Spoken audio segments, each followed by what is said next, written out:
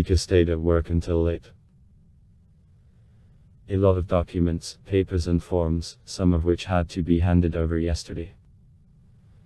But fortunately, all the work is done, and you can go home with a clear conscience.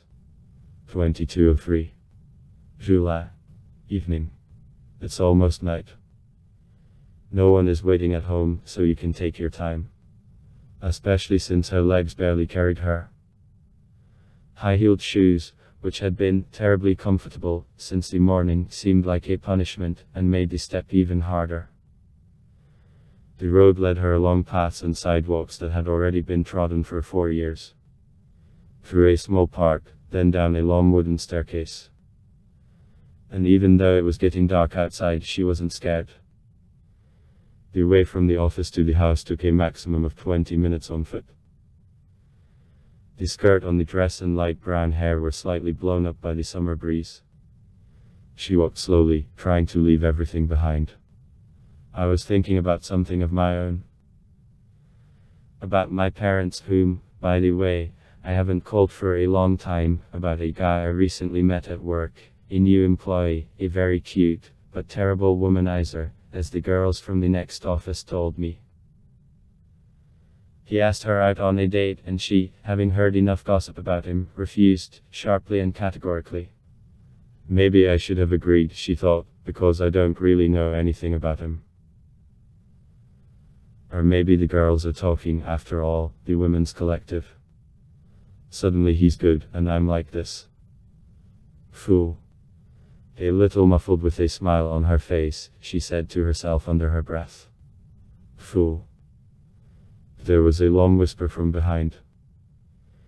Vika turned around sharply, her leg twisted from fright, but managed to keep her balance. There was not a soul in the half-lit park. She peered into the trees, benches, but saw nothing. It seemed like something. The poor one worked hard, she shook her head with a sarcastic smile. Well, I won't leave work so late anymore. And then I'm seeing things. It got dark on the street somehow quickly. She didn't even notice it until she came out of the park onto a wooden and lit staircase. It was long and winding. Once Vika wanted to count the steps on it, but being late for work, she had to give up this activity on the 318th step. It led down, and came out at the end just to Victoria's house. This road from work was the shortest, and therefore she was always chosen, even despite the fact that there was only one lamp on this long staircase, and then at the beginning, near her house.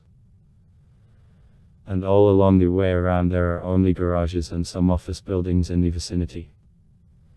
There were trees along the road, mostly birches. Different, small and large, branched and skinny. Have the trees always been so close to the stairs? Looking around, Vika thought. It's creepy. It's creepy. The whisper came from behind him again. But this time it was closer, clearer, as if someone bent over her left ear. It was creepy. Vika screamed, jumped on the spot, and with an incredible technique that has been achieved in gymnastics for many years, turned 180 degrees over her left shoulder on her high heels. Who's here? Vika shouted somewhere into the darkness. Empty and deaf. Only the leaves on the trees rustled faintly under a light breeze. Phew. And suddenly the wind blew sharply in Vika's face, and immediately subsided. Here. Echoed, only from behind. Vika screamed again and ran away from this place. And from behind came and gradually subsided. Who? Here. Who? Who? She was running, and she didn't feel her feet or the steps under them. My heart was pounding wildly in my chest, and it seemed to be beating again and again. Run. She faltered. She fell straight down with her knees, but managed to put her hands forward, and therefore her face remained intact. Get up, she commanded herself, and abruptly broke away, ran again, as if from a low start. My hands hurt, my knees hurt too. But from the adrenaline splashed into the blood, it's not so noticeable. She was running down, not seeing anything in front of her, and suddenly she crashed into someone, at full speed as she was flying. Recovering a little, she raised her head. Stas. It was the same guy from work she liked so much, and rejected just yesterday. Vika, hi. What are you doing here at this hour? He was 2 inches taller than her head. Brunette with stunning brown eyes. He took her by the shoulders, with his strong hands with beautiful long fingers. And Vika involuntarily felt protected. I'm there. Bruce. I heard someone's voice, she said, trying to catch her breath. My heart was still jumping out of my chest. Where? Without letting go of her shoulders, Stas looked over her, behind her back. I don't see anyone. There. Half turning around, Vika pointed with a straight hand into the distance, from where she had just run. I heard something. A whisper. Don't know. And then closer. And the wind. You know, Vika, Stas interrupted her, but no one has ever refused me. What? She turned around. What are you talking about? I asked, perplexed. Breathing has almost returned to normal. And from such words, she even forgot about the creepy whisper. I'm talking about yesterday. About your refusal. Hands began to squeeze her shoulders. The look became rougher, the voice became lower. There was no trace left of the friendly colleague. I'm not used to this. You put me in an awkward situation. We'll have to make amends somehow. He abruptly pressed her to him, rubbed against the side, and in a matter of seconds his hand was already under her skirt. Vika tried with all her might to push him away, to remove her hand, but the predominance of force on his part was on his face. Moreover, before that she ran a marathon down the stairs from an unknown whisper. Don't twitch, and then it won't hurt. Stas shouted at her. Let go. I'm going to scream. Help. He pulled his hand out from under his skirt and slapped his face with his palm. Shut up, you fool. Hissed through his teeth. You didn't like it normally, so we won't do it normally. From surprise, Vika fell silent and froze. Suddenly, something yellow flashed behind in the darkness, like 2 lights. From this, she fell into a stupor for a second. Stas took advantage of this, and again used his hands, began to kiss his neck with cruelty. And Vika came to her senses, began to struggle in the arms that bound her. It hurts me, let go. Let go. Let go. Suddenly she heard a voice behind her. It was as if thousands of tiny voices were whispering synchronously, let go. Stas stopped, looked first at Vika, then into the void. What? Let go.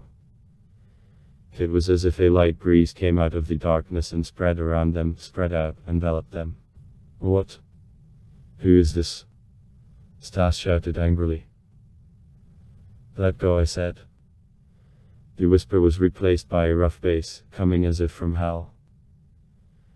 The wind suddenly intensified, blowing from the direction from which the voice was coming, right in Stas' face.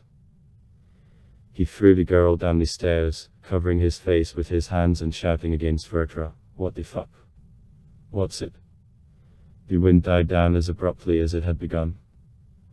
Only ragged foliage swirled around. And what the fuck was that? He glared at Vika. The girl slowly got up from the place where the offender threw her, being no less shocked. I don't know. And suddenly in the dark, behind Stas, she saw eyes. 2 huge yellow eyes, with a dull, grey, almost imperceptible pupil like a cat's. They were located right behind the guy's back on both sides of the shoulders. There. With a trembling hand, she tried to point to what was behind her eyes. What? What are you mumbling under your breath? A growl was heard. The guy's face turned pale, turned stony. He slowly began to turn around, but when he saw it, he screamed and abruptly recoiled. What the fuck is this?